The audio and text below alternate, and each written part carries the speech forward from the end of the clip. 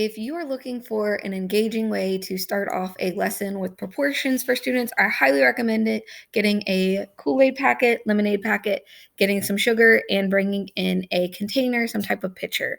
So I was asking my students, when do you use proportions? And the answer that came up a lot was Kool Aid. And the question was, how much sugar do you put in your Kool Aid to make it taste good?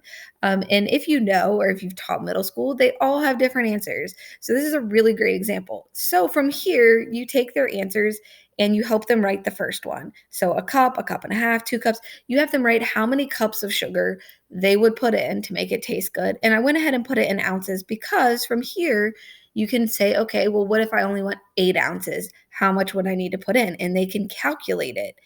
Also, if you're doing this from single packets versus the big gallon packet, you can talk about, is their ratio equivalent? So there's a lot of information that you can get from students by teaching them proportions, starting with just Kool Aid and how much sugar.